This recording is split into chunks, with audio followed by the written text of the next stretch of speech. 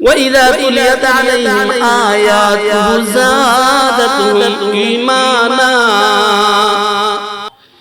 এ বান্দা তুমি তো মুমিন তখনই হইবা যখন আমার তেলাওয়াত করতে পারবা, কুরআন পড়তে পারবা, কুরআন পড়তে পারবা। জানো রে বান্দা, তুমি যখন মন দিয়া কুরআন তেলাওয়াত করবা তখন তোমার তাকদীর বদলে যাবে। তুমি যখন দিলের কান লাগায়া কুরআন তেলাওয়াত শুনবা তোমার তাকদীর বদলে যাবে। কেমনে বদলাবে জানো? রাহমাতুল লিল আলামিনের জামানার দিকে তাকাও। আল্লাহর নবী যখন কাবার প্রান্তরে দাঁড়ায়া কুরআন শরীফ তেলাওয়াত করতো হাজার হাজার বেঈমানেরা নবীর তেলাওয়াত শুইনা দলে দলে মুসলমান হয়ে যাইতো। ঈমান বাড়ে, ঈমানদার হয়। এমন কি সিরাজের কিতাবের মাঝে উল্লেখ করা হয়, রাহমাতুল লিল আলামিন কাবার প্রান্তরে দাঁড়ায়া যখন কুরআন তেলাওয়াত করতেছে, আবু জাহেল, উতবা, শাইবা, ওয়ালিদ ইবনে মুগীরা যারা আছে ওরা এসে কয়, মুহাম্মদ তোমার এই কিতাব কি পড়া বন্ধ করা যায় না? তুমি এমন একটা কণ্ঠে তেলাওয়াত করো, তোমার তেলাওয়াত শোনার পরে মানুষগুলি পাগল পাড়া হয়ে যায়। আর কত কণ্ঠ সুন্দর ছিল আপনার আমার নবীর কণ্ঠ। আমাদের কারি সব যারা আছে তারা পড়লে এত মজা লাগে, না জানি নবীর কণ্ঠের তেলাওয়াত কত মজা ছিল। একটু বলেন না আল্লাহু আকবার। রাহমাতুল লিল আলামিন কাবার প্রান্তরে দাঁড়ায়া তেলাওয়াত করে আবু জাহেল, উতবা, শাইবা এসে কয়, ও মুহাম্মদ তেলাওয়াত বন্ধ করো। আমরা আর একজনের নিয়ে আসলাম, একজন কবিরে নিয়ে আসলাম, একজন লেখকের নিয়ে আসলাম, যিনি ছিল গোটা আরবের মাঝে সবচেয়ে বড় লেখক, যার নাম লাবিব লেখা হয়। ওই লাবিবের আনার পর লাবিবের ডাক দেয়া কয়, লাবিব এই যে তোমারে মুহাম্মদের পাশে দাঁড় করায় দিলাম, মুহাম্মদ কি পড়ে একটু শোনো, মুহাম্মদের তেলাওয়াতটা একটু শোনো। শোনার পরে মুহাম্মদ যেভাবে পড়ে ঠিক এইভাবে এই বাক্য দিয়া আমাদেরকে একখানা বই লেখা দাও, আমাদেরকে একখানা কুরআন লেখা দাও। বলেন তুই মানি আওয়াজ দিয়া পৃথিবীতে কুরআন দূরের কথা, কুরআনের একটা ফুটা লেখার মতন কারো শব্দ আছে? রাহমাতুল লিল আলামিন তেলাওয়াত করে তখনকার আরবের সবচেয়ে বড় লেখক যারে বলা হয় লাবিব, মুহাম্মদ ডাক দেয়া কই, মুহাম্মদ আমি আসছিলাম তোমার তেলাওয়াত শোনার জন্য, তোমার তেলাওয়াত শুনা আর একখানা বই লিখবো।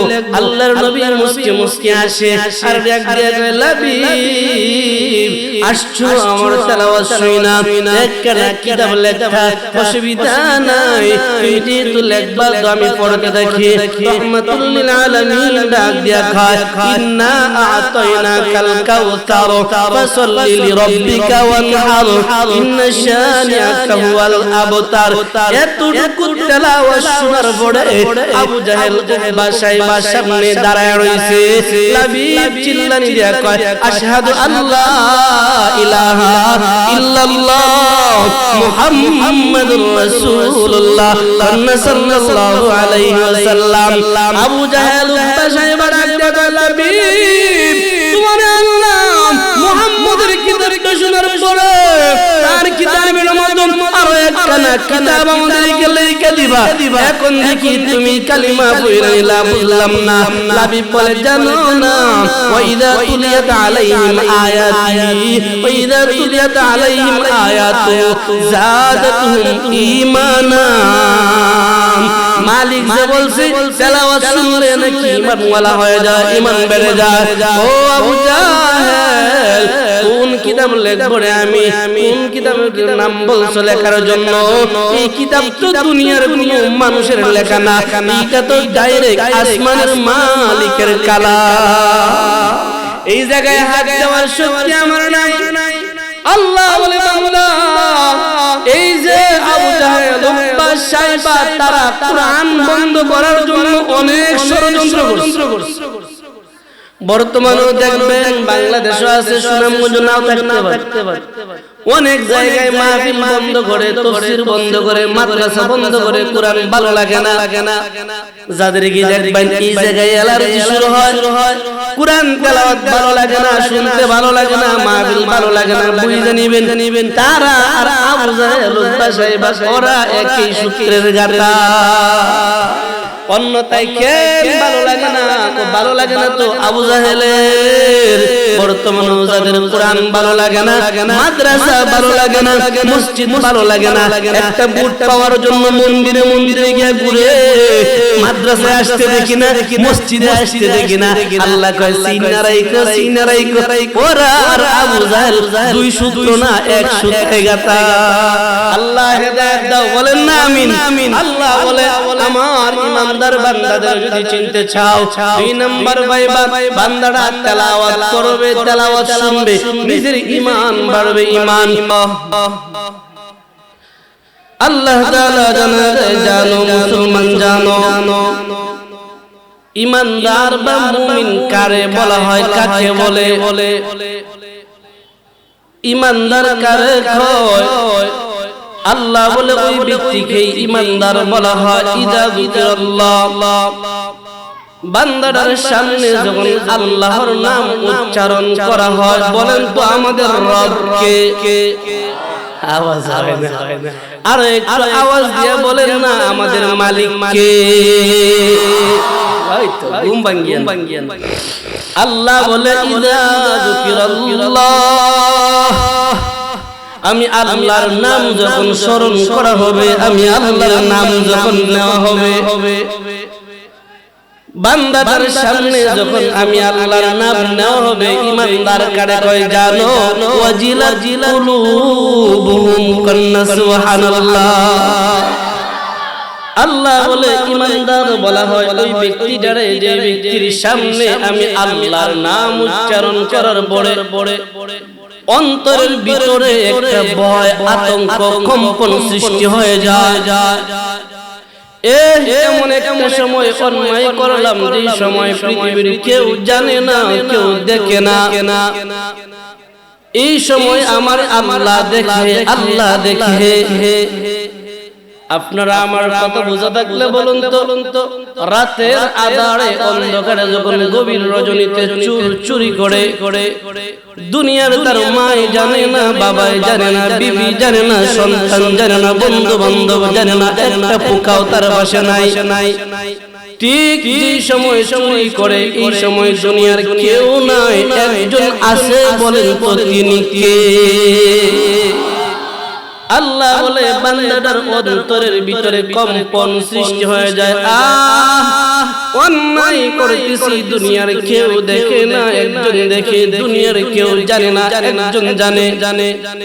আপনি আমি জবান দিয়া যখন মিথ্যা কথা বলি, জবান দিয়া অহরহ কথা আসে, মিথ্যা কথা। আল্লাহ বলে ইয়া আইয়ুহাল্লাযীনা আমানুত্তাকুল্লাহ ওয়াকুলু কাওলান সাদীদা। আল্লাহ বলে বান্দা কথা যখন বলবি সত্য বলবি, সত্য কথা বলবি, মিথ্যা বলিস না।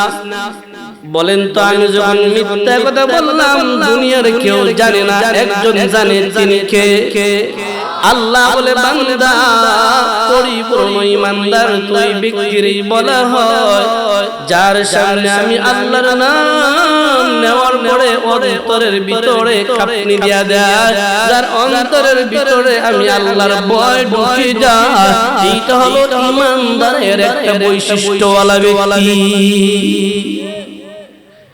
আল্লাহ বলে ওয়া ইযা তুলিয়াত আলাইহিম আয়াতুহু যাদাতুহুম ঈমানা। ঈমানদার কারে কয় জানো? ওয়া ইযা তুলিয়াত আলাইহিম আয়াতুহু যাদাতুহুম ঈমানা। একজন যখন তেলাওয়াত করে তখন তার ঈমান বাড়ে, তেলাওয়াত শুনে তখন তার ঈমান বাড়ে।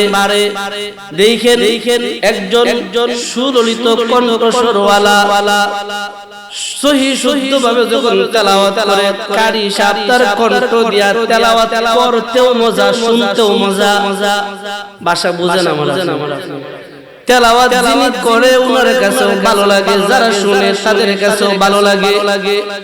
আল্লাহ বলে এই যে ভালো লাগাটা হলো ঈমান বাড়ার একটা লক্ষণ। তেলাওয়াত করলে, তেলাওয়াত শুনলে যদি ভালো লাগে, ঈমান বাড়ে। ওই ব্যক্তিটা ঈমানদারের বৈশিষ্ট্যওয়ালা। 2 নাম্বার বৈশিষ্ট্য তার কাছে আছে, গুণ আছে। 3 নম্বরে মালিক বলে ওয়ালা রাব্বিহিম ইয়াতাওয়াক্কালুন। বান্দাটা ভরসা রাখে পরিপূর্ণভাবে আমি আল্লাহর উপরে। বান্দাটা দেখতেছে সব নিরাশ হয়ে গেছে, দুনিয়ার কিচ্ছু নাই, সব শেষ। দুনিয়ার কেউ তার পাশে নাই, সে চিন্তা করবে একজন আছে। যেই বিপদে পড়ার পরে কেউ নাই, মহাসমুদ্রের মাঝে পড়ে গেলাম, কেউ নাই, একজন আসেনি। বুঝেন নাই আমার ভাষা? জমি জমা সব নষ্ট হয়ে গেল, ব্যবসা বাণিজ্য সব নষ্ট হয়ে গেল, বিদেশি সব সব শেষ হয়ে গেছে, না একজন আছে? সব শেষ হয়ে যাওয়ার বড় একজন আছে। বিশ্বাস নিয়ে বলেন তো তিনি কে? আল্লাহ বলে বান্দাটা সর্ব অবস্থায় ভরসা করবে একজনের উপর, তিনি হলেন আমি আল্লাহ। আমি আল্লাহর উপরে বান্দাটা ভরসা করলে ঈমানদারের 3 নাম্বার বৈশিষ্ট্যওয়ালা হয়ে যাবে। আল্লাহ বলে মুসলমান কারে কয়, ঈমানদার কারে কয় জানো? আল্লাযীনা ইউকিমুনাস সালাহ। বলেন তো নামাজ পড়া ফরজ না নফল? সবাই কয় না, যদি নামাজ 5 ওয়াক্ত নামাজ পড়া নফল না ফরজ? পিছনের একটা আওয়াজ দিয়ে বলতো 5 ওয়াক্ত নামাজ পড়া নফল না ফরজ? আরেকটু আওয়াজ দিয়ে সবাই একসাথে বলতো নফল না ফরজ? আমি করছি না আল্লাহ করছে? ফরজ বিধান বাদ দিয়া যদি কেউ চুরি করলো ঈমান ঠিক আছে, হ্যাঁ কি আসলে ঈমানদার না বাটপার? নামাজ পড়ে না আমি বড় ঈমানদার, বলেন তো সে কি ঈমানদার না বাটপার? নামাজ পড়তেই হবে, বলছেন কে? আল্লাহ। আল্লাহ কয় একজন মানুষ ঈমানদার কেমনে চিনবা জানো? একটা হলো তার সামনে আমি আল্লাহর নাম না হলে অন্তরটা ভয়ে কম্পন সৃষ্টি হবে, জাহান্নামের ভয়ে, ফুলসিরাতের ভয়ে, কবরের আযাবের ভয়ে, সবকিছুর ভয়ে অন্তরটা কম্পন দিবে। ওই মানুষটা ঈমানদার। যাই ব্যক্তিটা তেলাওয়াত করলে, তেলাওয়াত শুনলে ঈমান বাড়ে, ঈমানের ব্যাটারি চার্জ হয়, ওই ব্যক্তিটা ঈমানদার। 3 নম্বরে আমি আল্লাহর উপরে সর্ব অবস্থায় ভরসা করবে, ওই ব্যক্তিটা ঈমানদার। 4 নম্বরে 5 ওয়াক্ত নামাজ আমি আল্লাহ ফরজ করে দিলাম, বান্দাটা মরণ ব্যতীত নামাজ অবশ্যই আদায় করবে। নামাজ নাই কই ঈমানদার? ভাষা বুঝেন আমার? মানে নামাজ পড়ে না, বলে আমার সিনাজ বলে আমি মুসলমান না, নামাজের ঘরে নামাজ এটা কই বেনামাজি। একজন ঈমানদারের 4 নাম্বার গুণ হলো নামাজ।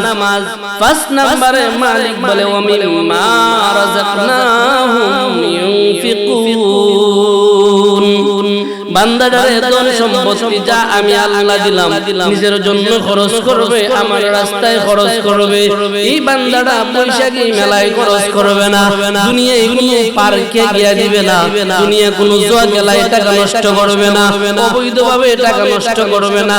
যা খরচ করবে আমি আল্লাহর রাস্তায় করবে, আল্লাহর জন্যই করবে। একজন মানুষের ভিতরে যদি 5টা গুণ পাওয়া যায়, বান্দাটা ঈমানদার। 5টা গুণ নাই তো বড় একজন সাফাবাজ। আমার ভাষা বুঝেন কিনা জানি না। আমরা তো কই না যে বড় কামেল হুজুর করে নামাজ না পড়লে কি, রোজা না রাখলে কি। আল্লাহ কয় একটা হইলো দেখেন অন্তরে যদি আল্লাহর ভয়টা থাকে। 2 নাম্বার তেলাওয়াত করলে বা তেলাওয়াত শুনলে ঈমান বাড়ে। 3 নাম্বার বান্দারা ভরসা করে সর্ব অবস্থায় আল্লাহর উপরে। 4 নাম্বার নামাজ তো বান্দারা মইরা গেলে নামাজ চার করে নামাজ বাধ্যতামূলক করব। 5 নাম্বারে বান্দারা খরচ করবে আল্লাহর জন্য, আল্লাহর রাস্তায়, নিজের জন্য করবে আল্লাহর রাস্তায়। এই পাঁচটা যদি থাকে, এই পাঁচ গুণ যদি থাকে, আল্লাহ কয় উলাইকা হুমুল মুমিনুনা হাক্কা, বান্দারা আসলে একজন মুমিন। এই পাঁচ গুণ নাই ভাষা বুঝছেন? নিজে এতক্ষণ কইছি পাঁচটা গুণ, এটা কি আমার না আল্লাহর? আল্লাহ বলে বান্দা 3 নম্বরে ওয়ালা রাব্বিহিম ইয়াতাওয়াক্কালুন, বলেন তো এই যে একটা সমুদ্র আছে, একটা নদী আছে, জাদু কাটা নদী, জায়গায় যদি গভীর রজনীতে বিপদে পড়ে যায়, চিল্লাইলে কেউ শুনবে না। ওই দিক দিয়ে গ্রাম বহুদূর, এই দিক দিয়ে গ্রাম বহুদূর, এইটা তো সাধারণ বিষয়। আল্লাহ বলে বান্দা মহাসমুদ্রের মাঝে নৌকা নাই, জাহাজ নাই, কিস্তি নাই, কিচ্ছু নাই, একা একা আছো, তোমার পাশে কেউ নাই। এই সময় তুমি ভরসা রাখো হায়াত মওতের মালিক আল্লাহ। আপনারা একটু বুঝে থাকলে বলেন তো, হায়াত মওত রিজিকের মালিক, সব কিছুর মালিক কে? আল্লাহ বলে বান্দা ঠিক এই সময় ভরসা রাখবা, একজন আছে তিনি হলেন আল্লাহ, একজন আছেন তিনি হলেন আল্লাহ। এই মহাসমুদ্রের মাঝে বিপদে পড়ে গেছো, মারাত্মক বিপদে পড়ার পরে ঘোর অন্ধকারে পড়ে গেছো, দুনিয়ার কেউ নাই, এই জায়গাতে আমি আল্লাহ আছি, আমি আল্লাহ তোমারে উদ্ধার করবাম। বান্দার রিজিকের অভাবে আছো, খাদ্য নাই, রিজিকের জন্য বড় কষ্টে আছো। 2 দিন চলে গেছে, খাদ্য নাই, 3 দিন চলে গেছে, খাদ্য নাই, 1 সপ্তাহ চলে গেছে, খাদ্য নাই। এরপর বান্দা খাদ্যর জন্য নৈরাশ হইও না, রিজিকের জন্য নৈরাশ হইও না। জাইনা রাইকো রাজ্জাক আমি আল্লাহ, বলেন তো রিজিকের মালিক কে? আল্লাহ বলে বান্দা রাজ্জাক আমি আল্লাহ, জি আল্লাহ তোমারে উপবাস রাখছি, এই আল্লাহ হালাল রিজিক তোমারে দিবাম। বান্দা তোমারে একটু দরজের মাঝে বালাইলাম, দেখি বিপদে পইরা কি সুদের দিকে দৌড় মারো কিনা, বিপদে পইরা কি এনজিওর দিকে দৌড় মারো কিনা, ব্যাংক ব্যালেন্সের দিকে দৌড় মারো কিনা, বান্দা বিপদে পইরা চুরি করো কিনা, ডাকাতি করো কিনা, অন্যের সম্পত্তি নিয়ে নিজের পাহাড় করো কিনা, এটা পরীক্ষা করার জন্য আমি আল্লাহ একটু মুসিবত তোমাদেরকে দিয়া দিলাম। এ বান্দা মুসিবতের সময় ধৈর্য ধরবি, আমি আল্লাহ ওয়াদা দিলাম তোর ধৈর্যের ফসল হিসেবে আমি আল্লাহ নিজেই তোরে পুরস্কার দিব। কেমনে বুঝাই বলে যুবক ভাই ও বৃদ্ধ বাবারা, বলেন তার একটা আওয়াজ দিয়ে রিজিকের মালিক একমাত্র একজন, তিনি কে? একজনের উপরে দ্বিতীয় জন কেউ নাই। চাকরি গেলেও খাওয়াইবেন আল্লাহ, থাকলেও খাওয়াইবেন আল্লাহ, ব্যবসা গেলেও খাওয়াইবেন আল্লাহ, থাকলেও খাওয়াইবেন আল্লাহ। দুনিয়া সব শেষ, ক্ষমতা আসি নাকি খাওয়াইছে আল্লাহ, ক্ষমতা গেছে কে খাওয়াইতো না, ক্ষমতা থাকলেও খাওয়াইবো, না থাকলেও খাওয়াইবো, সব কিছুর পরে সব কিছুর রিজিকের মালিক একমাত্র একজন, তিনি হলেন আল্লাহ। কিতাবের মাঝে উল্লেখ করা হয় আল্লাহর ওলি আশরাফ আলী থানভী রাহমাতুল্লাহি আলাইহি লেখেন, 2 জন বন্ধু একসাথে বহু দূর গেছে, ঘোরাফেরা করতে পাহাড়ি এলাকা। 2 বন্ধু কয়েকদিনের জন্য সফর, লম্বা সফর।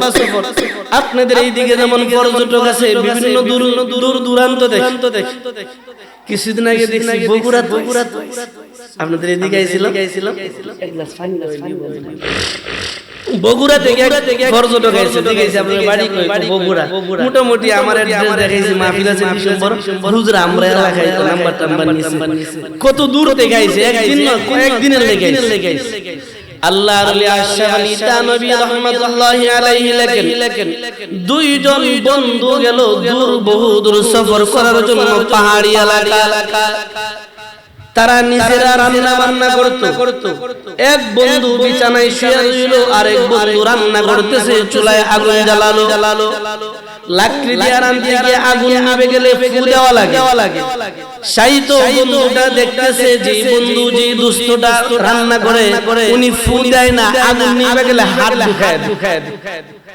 আগুন যখন নিভা যায়, চুলার ভিতরে আগুন আছে, জ্বলন্ত কয়লা আংরা আছে, আগুনটা যখন নিভা যায় ফু দিতে হয়, ফু দেয় না, ফু না দিয়ে হাত দিয়ে লাড়া দিলে আগুন জ্বলে যায়। আগুনের ভিতরে হাত দিলে লেগে যায়, কিন্তু আগুনে হাত দিলে কি আস্তে থাকবো? আমার বাসা বুঝেন না আপনারা? আগুন, জ্বলন্ত আগুনে যদি হাত দেন, কার হাত আস্তে থাকবো? আমার মনে হয় না দুনিয়ার আল্লাহর ওলি লেখেন দূর থেকে বন্ধুটা দেখে একটা চিল্লানি দিয়ে কয়, দোস্ত দেখা লাইছি। বলে কি দেখছো? ও দোস্ত, দুনিয়ার মানুষের নিয়ম হলো আগুন নিভা গেলে ফু দেওয়া লাগে। তোমারে দেখতেছি ফু দেও না, হাতটা ঢুকায় দাও। বিষয় বুঝলাম না রে দোস্ত। এই যুবকটা বলে, দোস্ত আর কাউরে বইলো না, এইটা আমার কোনো বুজুর্গি না, আমার কোনো কেরামতি না। তাহলে কি এইটা একজন আল্লাহর উপর পরিপূর্ণ ভরসা করনেওয়ালা নেককার আবেদা সালেহা মুমিনা একজন মায়ের দোয়া। কন্না সুবহানাল্লাহ। এ দোস্ত, এই যে আগুনে হাত দেই, হাত পুড়ে না, এইটা আমার কোনো শক্তি না, আমার কোনো কেরামতি বুজুর্গি না। এইটা হলো একজন নেককার সালেহা আবেদা একজন মুমিনা, আল্লাহর উপরে পরিপূর্ণ ভরসা আছে এমন একজন মহিলার দোয়া। বলে কিভাবে বলো? ওই যুবকটা তার সাথের যুবকরে বলে, শুনো দোস্ত, আমার জীবনের একটা সময় গেছে, বড় দুনিয়াদারি ছিলাম, প্রেমিক পুরুষ ছিলাম। এলাকার মেয়েদেরকে বড় দুষ্টামির দিকে ডাকতাম, প্রেমের প্রস্তাব দিতাম। আমার বাবাই ছিল একজন জমিদার। আমার বাবার ছাদের উপরে উইটা একদিন রৌদ্র পোহাতে লাগলাম। দেখলাম পাশের বাড়ির একজন আবেদা সালেহা পর্দাশীল যুবতী একটা মহিলা, যার রূপটা আকাশের সূর্য আর তার চেহারা মিলে গেছে, এত সুন্দর। ওই মহিলাটারে দেখার পরে আমি পাগল হয়ে গেলাম। পরের দিন তারে আমি প্রেমের প্রস্তাব দিলাম, লয় না। সত্যি তো যাদের অন্তরে আল্লাহর ভয় আছে নিত না, কারণ তারা আল্লাহরে চায়। যাদের অন্তরে আল্লাহর ভয় ঢুকে গেছে, তারে দিয়া গুনাহ করানো সম্ভব না। এ দোস্ত আমার জানো, আমি যখন তারে প্রেমের প্রস্তাব দিলাম, নাকুশ করে দিল। চিন্তা করলাম তারে না পাইলে বাঁচবো না, নিজে সরাসরি বিবাহের প্রস্তাব দিলাম, এটাও নেই না। জানো দোস্ত, এক পর্যায়ে আমি আমার বাবারে দিয়া বিবাহের প্রস্তাব দিলাম। বাবারে দিয়া বিবাহের প্রস্তাব দেওয়ার পর বাবার সাথে তার বাবা রাজি হয় না। তার বাবা জবাব দেয়, দেখেন আমরা হলাম গরিব মানুষ, আমরা দুনিয়া চাই না, আল্লাহ চাই। যারা দুনিয়ারে লাত মারে তাদের পিছে দুনিয়া দৌড়ে, আর যারা দুনিয়া করে এরা দুনিয়াও হারা, আখিরাতও হারা। যারা দুনিয়া করে এরা দুনিয়াও হারায়, আখিরাতও হারায়। দুনিয়াও পায় না, আখিরাতও পায় না। আমাদের শাইখ গহরপুরি রাহমাতুল্লাহি আলাইহির কথাটা এমন ছিল, আমার উস্তাদ বলছে, উনি কথায় বলতেন, বাবারা দুনিয়ার পিছনে দৌড়িও না, দুনিয়ার লাত মারো, দুনিয়ার মালিক কে? সবাই কয় না। বাংলাদেশের মালিক তো হাসান আর খালেদা না, একজনের বাবার আর স্বামী। এটাই তো কন্যা, দুনিয়ার মালিক কে? আমাদের গহরপুরি বল, দুনিয়ার পিছনে না দৌড়িয়া দুনিয়ার মালিকের পিছনে দৌড়ো। বলেন তো দুনিয়ার মালিক কে? গহরপুরি হুজুর বইলা গেছে, দুনিয়ার মালিকের পিছনে দৌড়ো, দুনিয়া এমনি ভাইবা। আমার বাবা তার বাবার কাছে বিবাহের প্রস্তাব নাকচ করে দিল। আমি তার জন্য বড় পাগল পারা হয়ে গেলাম। এক পর্যায়ে তার বিবাহ হয়ে গেল। প্রায় এক যুগ পরে আমার বাবা দুনিয়া থেকে বিদায় হওয়ার পরে এলাকায় মহামারী দুর্ভিক্ষ দেখা দিল। আমার বাবার সম্পত্তি দেখে যতটুকু ছিল আমরা ত্রাণ দিলাম, মানুষের মাঝে বিতরণ করলাম। আমি যখন ত্রাণ দিতে লাগলাম, দেখলাম ওই মহিলাটা আমার ত্রাণের নেওয়ালাদের কাতারে দাঁড়াইছে। আশ্চর্য হয়ে গেলাম, কারণ বিবাহ হয়ে গেল, কুলে সন্তান, দাঁড়ানো সন্তান। আমি তারে চিনে লাইলাম, কারণ পুরাতন প্রেমিক। ডাক দিলাম, বোন তুমি এখানে কেন? তোমার না বিবাহ হয়ে গেল, তোমার না সন্তান আছে, তোমার স্বামী আছে, তুমি ওই গরিব অসহায়দের কাতারে কেন? বলে ভাই স্বামী মারা গেল, সন্তানদের নিয়ে অসহায়। ঠিক আছে, অসুবিধা নাই, ত্রাণ লাগবে। বলে হ্যাঁ। এ বোন, যৌবন কালে আমার প্রস্তাব ফিরিয়ে দিছো, অসুবিধা নাই। এখন আমার প্রস্তাব গ্রহণ করো, প্রেম নিবেদন করো, আমার খায়েশাত পূরণ করো, আমার সাথে যৌন চাহিদা পূরণ করো।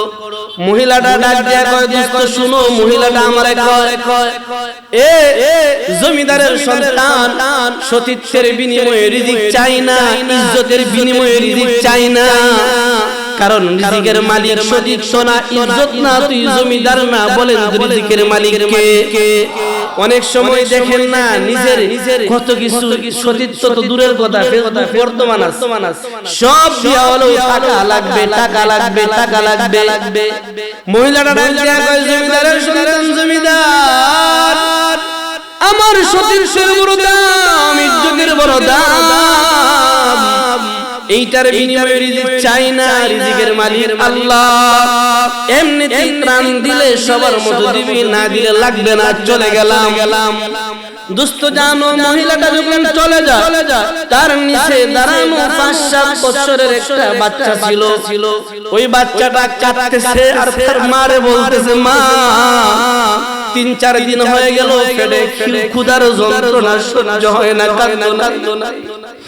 ও মা 3-4 দিন হয়ে গেল, কাঁদো না, পেটের যন্ত্রণা সহ্য। ও মা, বুঝতে পারছি জমিদারের সাথে তোমার কোনো ঝামেলা আছে।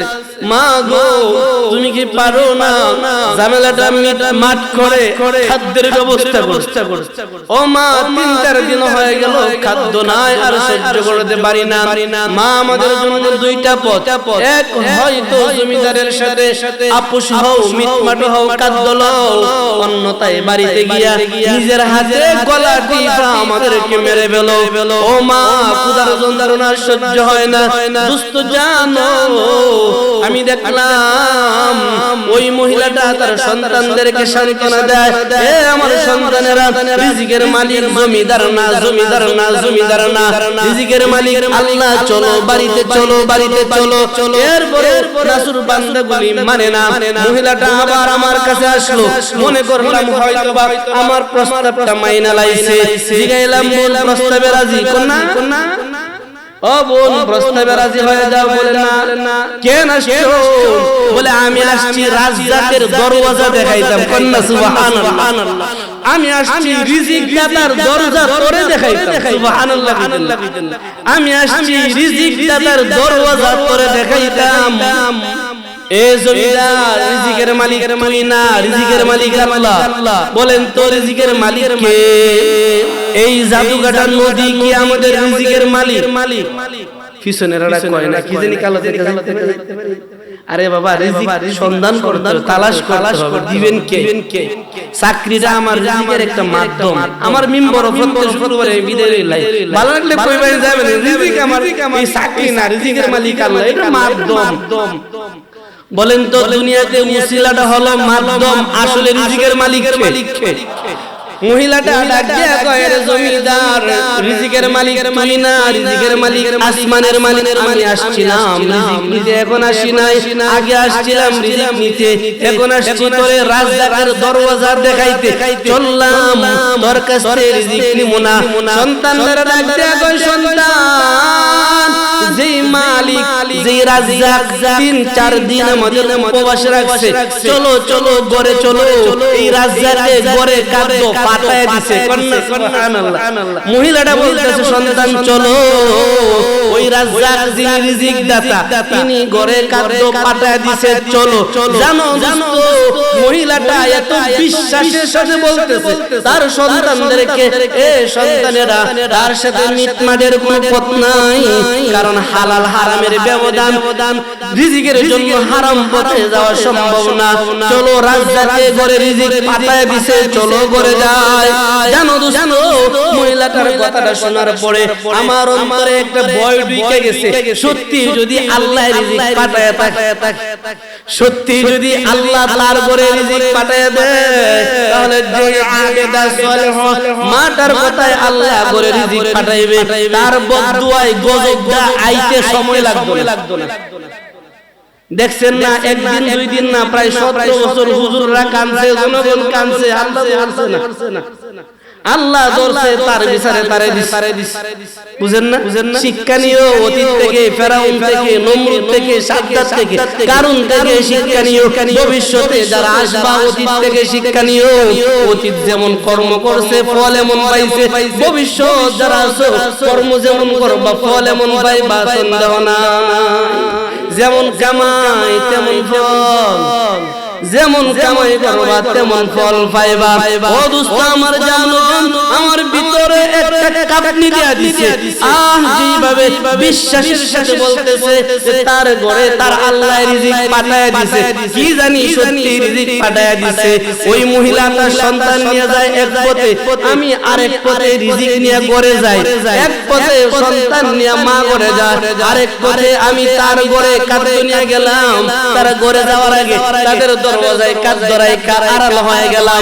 জানো ওই মহিলাটা দরজার সামনে দাঁড়ায় তার সন্তানদেরকে বলে, আমার সন্তানেরা বলছিলাম না রাজ্জাকে রিজিক পাঠিয়ে দিছে, আগেই তো বলছিলাম রাজ্জাকে রিজিক পাঠিয়ে দিছে, আগে দেখ রাজ্জাকে রিজিক পাঠিয়ে দিছে।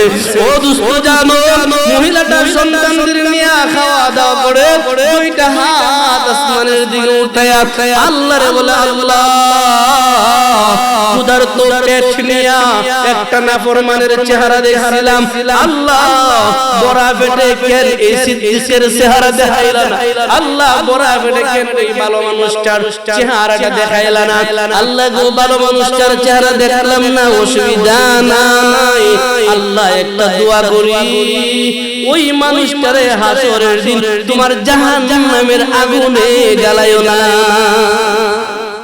ও যুবক ভাই, ও বৃদ্ধ বাবা, ও বৃদ্ধ বাবা, ও যুবক ভাই, ও ক্ষমতাওয়ালা ভাই, ও চেয়ারম্যান ভাই, ও মেম্বার ভাই, ও এমপি ওয়ালা ভাই, শুনো, ক্ষমতা ভাইয়া জালিম হইও না, জালিম হইও না, কারণ মজলুমের দোয়া আল্লাহর কাছে ডাইরেক্ট কবুল, সন্দেহ নাই, মজলুমের দোয়া কবুল, কোনো সন্দেহ নাই।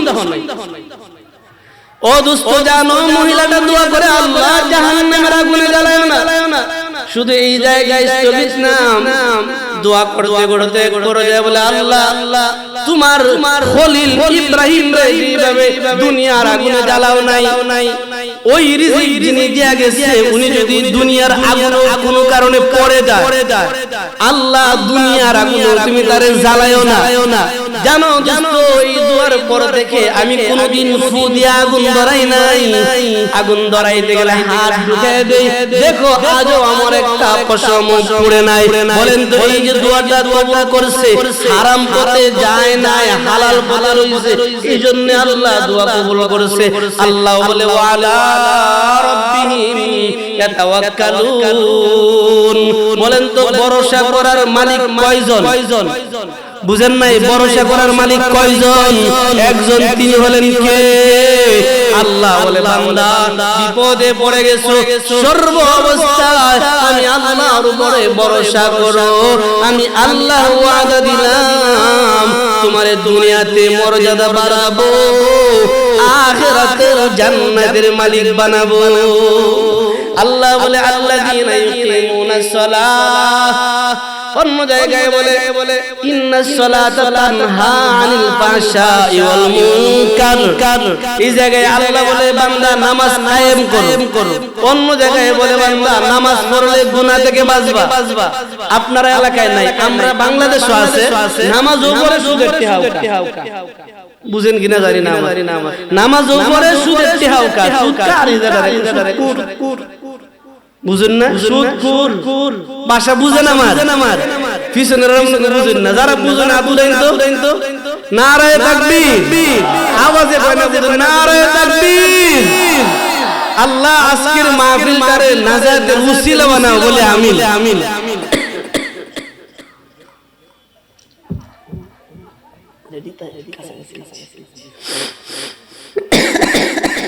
আমরা নেত্রকোনার কথা কইতেছি। আমার আমার আমার আম্মার আফান চাচাতো ভাই বড়া হঠাৎ করে সাত দৌড়ে মামা কই গেছিল কই বড়া 2 নাম্বার হজ গেছিলাম তো মামি লাগে দৌড়াচ্ছি। আম্মা আম্মা আধা ঘন্টা পরে দেখি একদিন নিয়ে এসে মৌলানা বলছে আড়ালে দে বুঝছেন বড় সুদে টিয়া লাগাইছিল লাভটা নিয়ে আইছেন আমার সামনে দিল তো ময়ন কইলাম আস্তে আস্তে আড়ালে তাহলে বড় মাগরিবের নামাজ পড়ছে আমার সাথে আবার 2 নাম্বার হজর করে আইছে এরপরও সুদ খাইছে। আর মানে কি আল্লাহর কোরআন মিথ্যা কোন নাউজুবিল্লাহ আল্লাহর কোরআন সত্য না মিথ্যা সবাই কোন না আল্লাহর কোরআনে কোনো সন্দেহ আছে? আল্লাহ কয় ইন্নাস সালাতা তানহা আনিল ফাহশাই ওয়াল মুনকার। বান্দা নামাজ পড়লে গুনাহ থেকে আমি আল্লাহ নামাজের মাধ্যমে বাঁচাবো।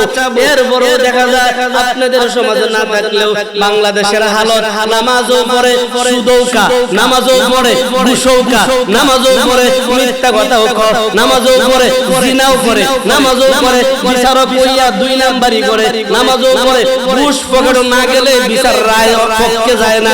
এই যে এইগুলি করে কেন করে? আল্লাহ কয় আল্লাযীনা হুম আন সালাতিন সাহুন আল্লাযীনা হুম ইরাউন।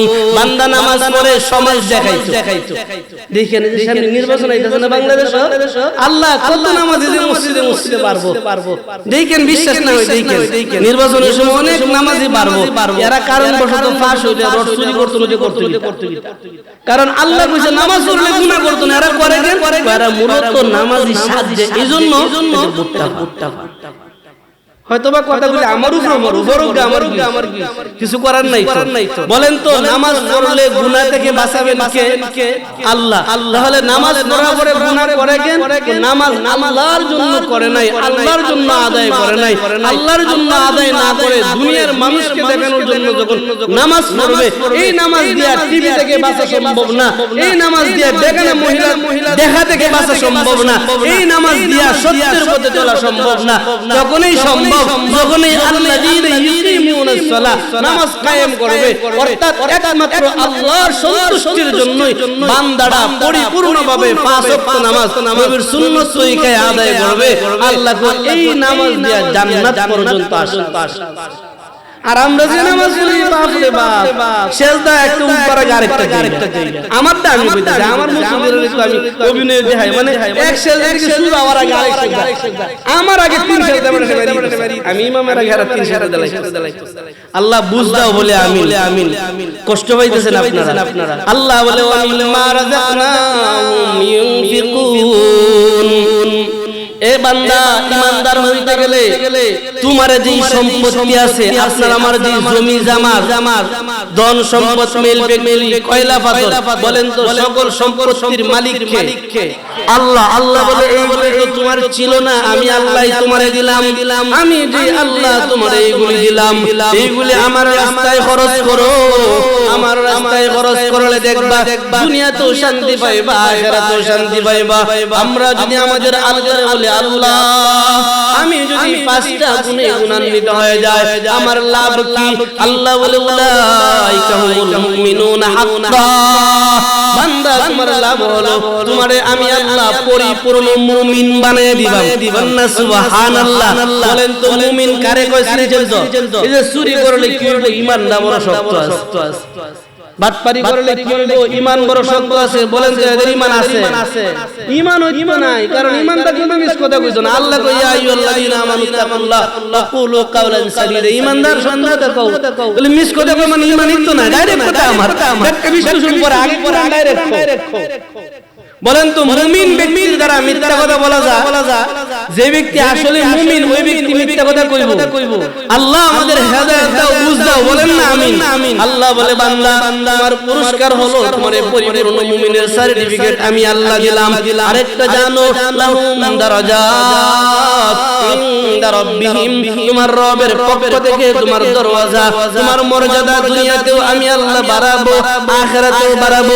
ওয়া মাগফিরাতুহু ওয়া রিজকুন কারীম বান্দা তোমার জিন্দেগীর সব গুনাহ আমি আল্লাহ maaf করে দিব শুধু তাই না তোমারে আমি আল্লাহ সম্মানের রিজিক দিব আমরা অনেক সময় মনে করি এই 10 টাকা দিয়ে দিলে তো কমে গেল আল্লাহ কয় না না না তুমি হয়তো 10 টাকা দিয়ে দিছো আমি আল্লাহ তোমারে এর বদলা সম্মানের রিজিক দুনিয়াতেও দিবাম আখিরাতেও দিবাম আল্লাহ আমাদের সবাইরে কবুল করো বলি না আমিন পাইছেন তো পরিপূর্ণ মুমিন কারে এই পাঁচটা বৈশিষ্ট্য খেয়াল রাখবেন একটা হলো আল্লাহর নাম শোনার পরে অন্তরটা যদি কাঁপনি দিয়ে আল্লাহর পথে চলে আসে দুই নাম্বার বান্দাটা তেলাওয়াত করতে পারে তেলাওয়াত শুনতে পারে এরপর যদি নিজের ঈমানের জজ্বা বাড়ে বান্দাটা ঠিক আছে ঈমানদারের দুই নাম্বার বৈশিষ্ট্য বান্দাটা যদি ভরসা পরিপূর্ণ আল্লাহর উপরে রাখে ঈমানদারের একটা গুণ তার ভিতরে আছে যদি 5 ওয়াক্ত নামাজ পড়ে ঈমানদারের একজন আছে যদি আল্লাহর রাস্তায় খরচ করে ঈমানদার একটা পরিচয় তার কাছে আছে একটাও নাই সমাজে মুসলমান আসলে আমি কইতাম না আপনারাই আল্লাহ কবুল করো বলেন আমিন আমাদের আজকের প্রধান অতিথি প্রধান মেহমান সবাই আসছে আল্লাহ আমাদের সবাইরই কবুল করো বলেন আমিন আপনাদের কাছে আমার দরখাস্ত অনুরোধ আল্লাহর রাস্তে আপনারা মাদ্রাসায় দিলে দিবেন না দিলে নাই পরের বিষয় বুঝতে যায় না কারণ দূরের মেহমানদের অপমান আল্লাহ আমাদের কবুল করো বলেন আমিন ভাই আপনারা যারা আছেন এখানে কেউ আছেন এমন যে হুজুর আল্লাহর নবীর বাগানের জন্য 10,000 টাকা ওয়াদা করলাম যদি আল্লাহ